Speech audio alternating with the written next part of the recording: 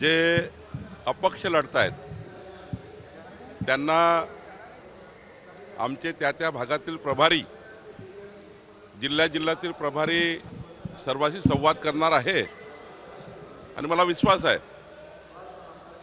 की विड्रॉपर्यंत फॉर्म वापस घेतपर्यंत सर्व अर्ज अपक्षाचे अर्ज जे आमच्या पक्षाचे अपक्ष भरलेले आहेत नाराज होऊन ते आम्ही परत घेऊ। त्यांना आम्ही विनंती करू।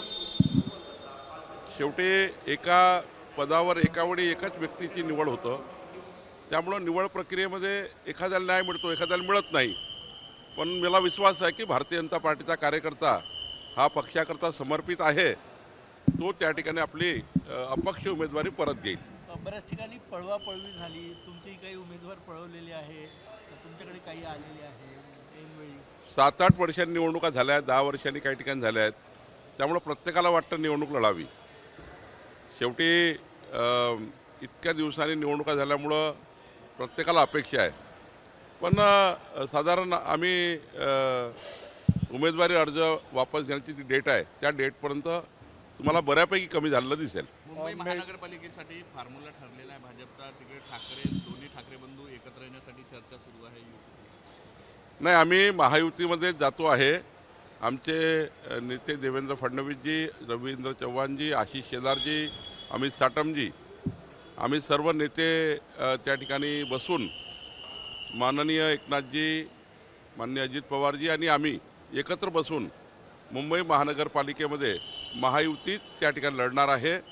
आणि मला विश्वास आहे की मुंबई शहर बदलत आहे, मोदीचं सरकार महाराष्ट्राचं सरकार मिळून डबल इंजिन सरकारच्या माध्यमातून जनतेची अपेक्षा आहे आणि मुंबईची जनता आम्हाला निवडून देईल। मुंबई महानगरपालिकेत भाजपनं सर्वे केलेला आहे, जिथे ठाकरेंचे नगरसेवक होते तिथे कशा प्रकारे उमेदवार देण्याबाबत सर्वे झालेला आहे?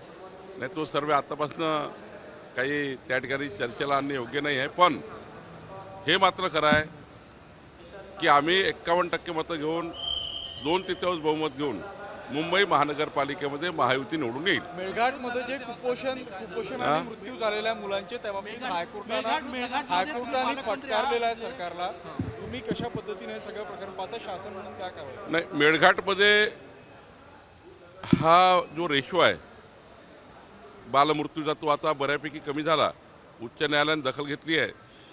आम्ही या ठिकाणी खूप प्रयत्न करतो आहे, पण कालपेक्षा आज थोडा कमी आहे। म्हणजे कालांतराने म्हणजे 4-5 वर्षापूर्वी जर विचार केला तर काल म्हणजे ज्याला म्हणतो आपण काही वर्षापूर्वी तो आता जास्त होता, आता कमी होत चालला आहे। पण हे काही भूषवणावं नाही आहे, आम्ही आता ते शून्य करण्याच्या मागे लागलेलो आहे।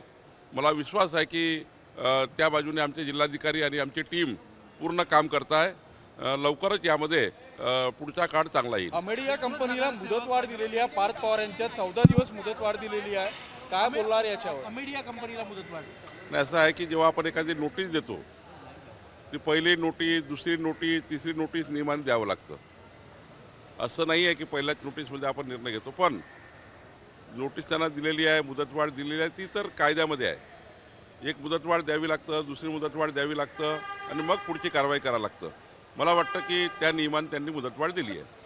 फ्लाइटचा वेळ झाला।